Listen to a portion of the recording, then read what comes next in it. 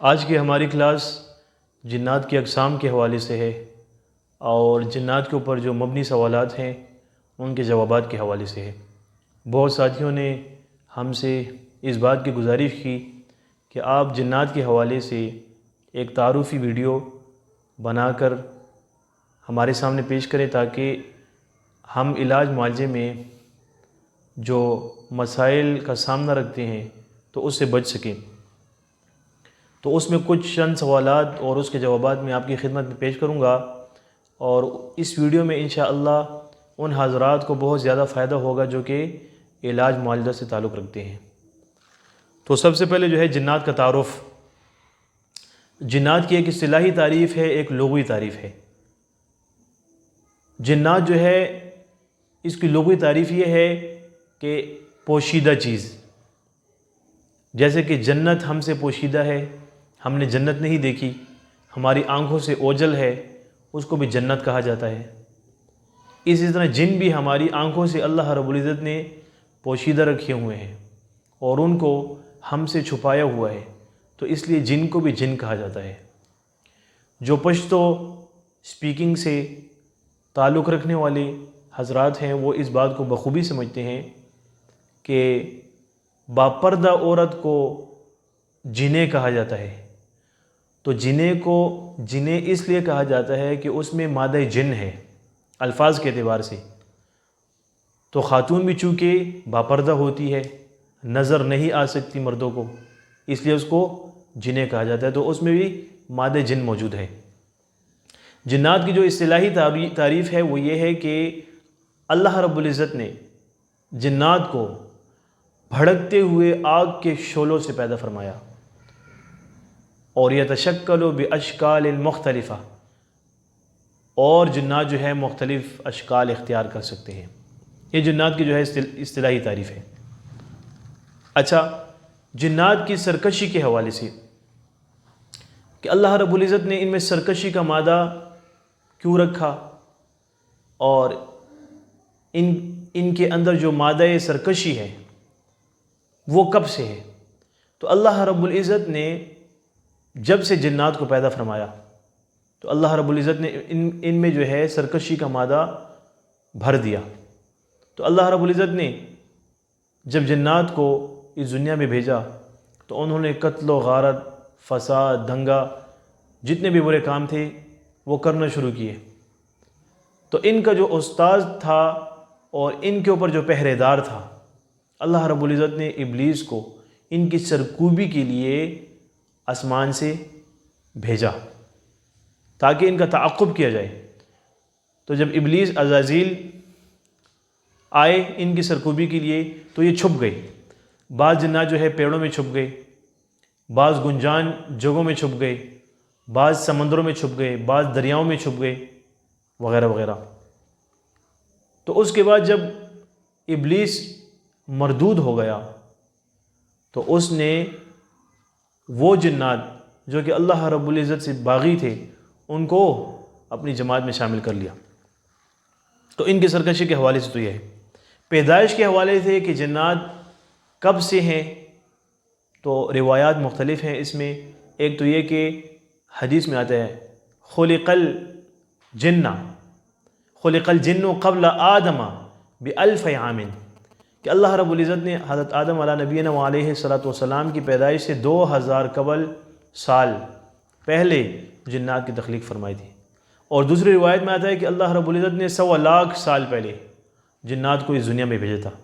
تبھی جب آدم علیہ السلام کا پتلا پیش کیا گیا تو ابلیس مردود نے انکار کیا۔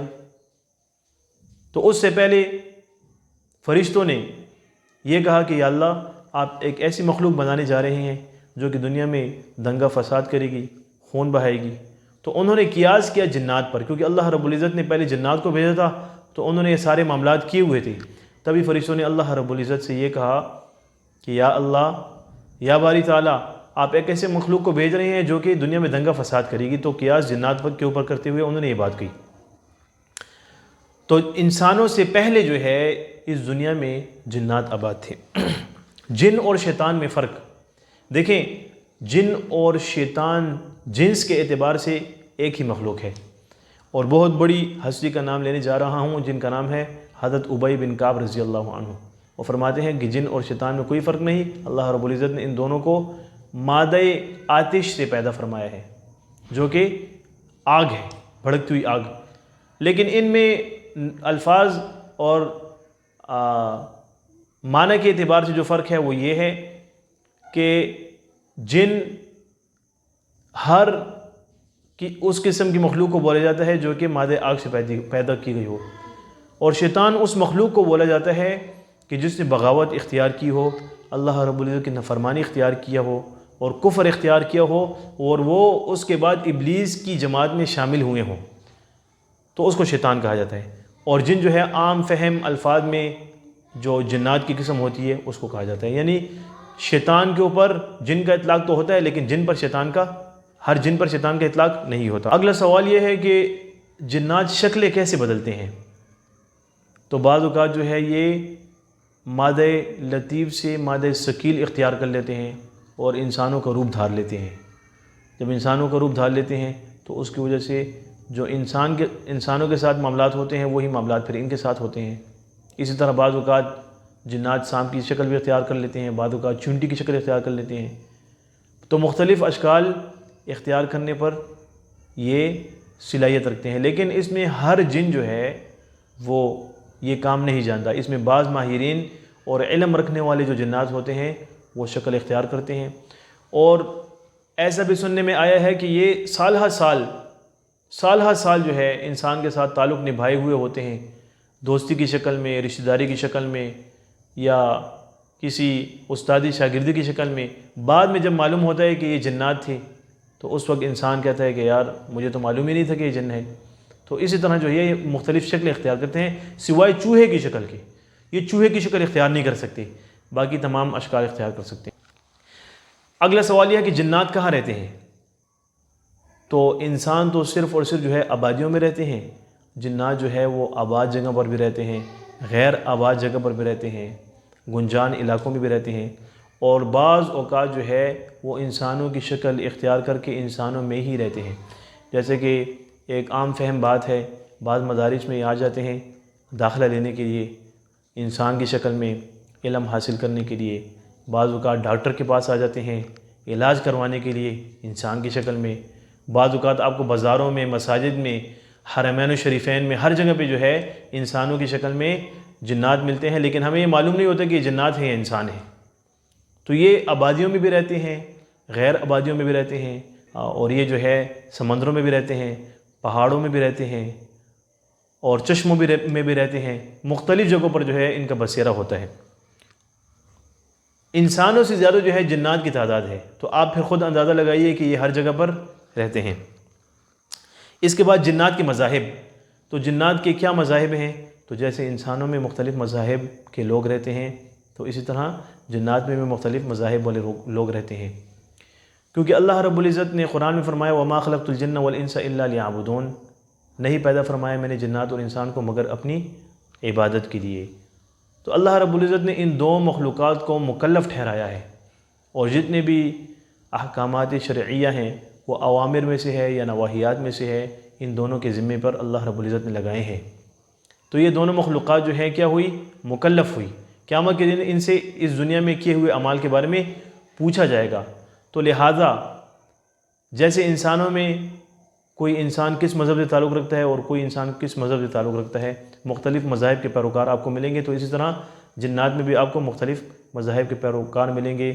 ان میں عیسائی بھی ہوتے ہیں، ان میں سکھ بھی ہوتے ہیں، اس میں ہندو بھی ہوتے ہیں، مسلمان بھی ہوتے ہیں، پادری بھی ہوتے ہیں، شیوخ بھی ہوتے ہیں، حفاظ قرا، ہر قسم کے مذہب اور ہر قسم کے طبقے سے تعلق رکھنے والے لوگ اس میں موجود ہوتے ہیں۔ اگلا سوال یہ ہے اور بہت اہم سوال ہے عاملین حضرات کے لیے انتہائی، اس سوال میں ایک فائدہ مضمر ہے، وہ یہ ہے کہ جنات شکلیں کیسے بدلتے ہیں؟ تو دیکھیں اللہ رب العزت نے انسان کو مادہ ثقل سے پیدا فرمایا ہے۔ انسان کا جو وجود ہے اس میں اللہ رب العزت نے ثقالت رکھی ہے، وزن رکھا ہے، اور اللہ رب العزت نے ان کے وجود میں لطافت رکھی ہے۔ جیسے کہ انسان کی روح ہوائیہ ہوتی ہے، روح کسی کو نظر نہیں آتی، لیکن انسان کے اندر موجود ہوتی ہے۔ جب انسان سے روح پرواز کر جاتی ہے تو وہ فوت ہو جاتا ہے، پھر وہ اس کے بدن کے اعضاء و جوارح حرکات و سکنات نہیں کرتے، تب بھی انسان تو ہوتا ہے اور جو نکلی ہوئی روح ہوتی ہے وہ نظر نہیں آ رہی ہوتی۔ تو اسی طرح اللہ رب العزت نے جو جنات کو وجود دیا ہے، تو عام فہم آسان الفاظ میں اس کو سمجھنے کے لیے یہ کہنا کافی ہے کہ جیسے انسان کے اندر روح ہوائیہ ہوتی ہے جو کہ لطیف جسم والی ہوتی ہے، تو اسی طرح جنات کا جسم بھی لطیف ہوتا ہے۔ تو وہ کیا کرتے ہیں کہ انسان میں حلول کر سکتے ہیں، یعنی پینیٹریشن کر سکتے ہیں، انسان کے اندر ان کا حلول ہو جاتا ہے جنات کا، کیونکہ وہ مادہ لطافت کے ذریعے سے انسان کے بدن کے اندر گھس کر انسان کے خون میں سرایت کرنے کی صلاحیت بھی رکھتے ہیں، اور انسان کو معذور کرنے کی صلاحیت بھی رکھتے ہیں، انسان کے دل پہ جو ہارٹ اٹیک آتا ہے اس کی صلاحیت بھی رکھتے ہیں، انسان کو پاگل کرنے کی صلاحیت بھی رکھتے ہیں، انسان کے اندر میڈیکل مسائل پیدا کرنے کی صلاحیت بھی رکھتے ہیں، کیونکہ وہ حلول کر کے اندر جو چاہیں کر سکتے ہیں۔ اس کے بعد بعض حضرات ایک تجزیہ پیش کرتے ہیں اور اپنی تحقیق کے مطابق کہتے ہیں کہ جنات کے جو ہے 70 گروہ ہیں، پھر ہر گروہ کے جو ہے 70 قبیلے ہیں، پھر ہر قبیلے کے آگے 70,000 خاندان ہیں۔ یہ ضروری نہیں کہ میں ہر کسی کی بات سے متفق ہوں یا آپ میری تمام باتوں سے متفق ہوں، یہ ایک فنی جائزہ ہے، اور اس حوالے سے جیسے کہ عاملین حضرات اپنے تجربے پہ چلتے ہیں، ایک عامل دوسرے عامل سے اختلاف کر سکتا ہے، ایک ڈاکٹر دوسرے ڈاکٹر سے اختلاف کر سکتا ہے، ہر انسان اپنے تجربے اور تحقیق کا مکلف ہے۔ آپ اگر اس بات کو مانیں تب بھی ٹھیک ہے، نہ مانیں تب بھی ٹھیک ہے۔ اس کے بعد طاغوت، پچھلے دنوں ایک سوال اٹھا کہ بھئی طاغوت کے بارے میں آپ کو پتہ ہے؟ کیوں نہیں پتہ بھئی؟ ہمارے دن میں جو ہے 10 مرتبہ 20 مرتبہ طاغوت سے بھالا پڑتا ہے، مریضوں کا علاج کرتے ہیں۔ تو طاغوت کی یہ قسم جو جنات کی ہے نا، وہ خون والی جگہ پر زیادہ ہوتی ہیں، یعنی جہاں پر خون زیادہ ہوتا ہے تو یہ طاغوت وہاں پر منٹوں میں پہنچ جاتے ہیں۔ خون کا قطر جہاں پر ہوتا ہے تو ہزاروں کی تعداد میں یہ طاغوت فوراً وہاں پر پہنچ جاتے ہیں۔ ان کا تعلق زیادہ تر خون سے ہے، اور یہ جو ہے زیادہ تر مذبح خانوں میں جہاں پر ذبیحات ہوتے ہیں تو وہاں پر ان کی تعداد کافی کثیر تعداد میں ہوتی ہے، اور یہ وہاں پر پہنچ جاتے ہیں۔ اور بعض اوقات جو ہے جو عورتوں کو حیض کی بیماری آتی ہے تو اس میں بھی ان کا بہت زیادہ عمل دخل ہے، کیونکہ ان کا تعلق خون کے ساتھ ہے۔ عورت جب حیض کی حالت میں بیمار ہوتی ہے اور اس کا جو ہے خون جا رہا ہوتا ہے، تو اس حالات میں طاغوت کا زیادہ تر ساتھ جو ہے ان عورتوں کے ساتھ ہوتا ہے۔ اور بعض اوقات جو ہے یہ قسم جنات کی جو ہے ایسی بیماریاں بدن میں روحانی طور پر عورتوں کے اندر پیدا کر دیتے ہیں کہ بغیر علاج کے ان کو صحت ملنا ناممکن ہو جاتا ہے۔ اور بعض اوقات تو ہم نے ایسے مریض دیکھے کہ ان سے اتنا خون چلا جاتا ہے حالت حیض میں کہ ایسا معلوم ہوتا ہے کسی نے بکرا ذبح کیا ہو، ایک بکرا 2 بکرے کا خون اس کے اندر ہوتا ہے۔ الحمدللہ علاج کے بعد اللہ رب العزت پھر ان کو شفایابی نصیب فرما دیتے ہیں۔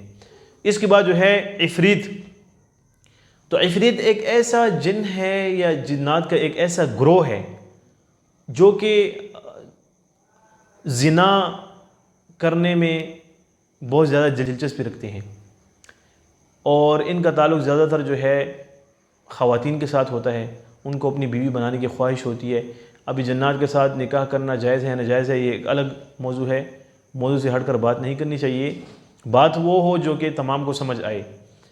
تو وہ لوگوں کو، عورتوں کو اپنی بیویاں بنانے کا شوق رکھتے ہیں اور ان کے ساتھ ہم بستری بھی کرتے ہیں بعض اوقات، اور جب مسورات اٹھتی ہیں تو ان کو بدن میں تکلیف ہوتی ہے، درد ہوتے ہیں، تو یہ عفریت جو جنات ہوتے ہیں اکثر انہی کا کام ہوتا ہے، اور ان کی الگ الگ ڈیوٹیاں ہوتی ہیں اور الگ الگ ڈیوٹیوں پر یہ لوگ مامور ہوتے ہیں۔ اس کے علاوہ ایک کتاب کے مصنف ہیں، انہوں نے ان کی اقسام کے بارے میں یہ بتایا کہ بعض اصحاب العیون ہوتے ہیں چشموں میں رہنے والے، بعض اصحاب الاشجار ہوتے ہیں درختوں میں رہنے والے، بعض اصحاب النار ہوتے ہیں آگ کے قریب زیادہ رہنے والے، اور بعض جو ہے اصحاب الدموم ہوتے ہیں، خون کے قریب رہنے والے، اور بعض جو ہے اصحاب النساء ہوتے ہیں، ٹھیک ہے، عورتوں کے پاس زیادہ رہنا وہ پسند کرتے ہیں۔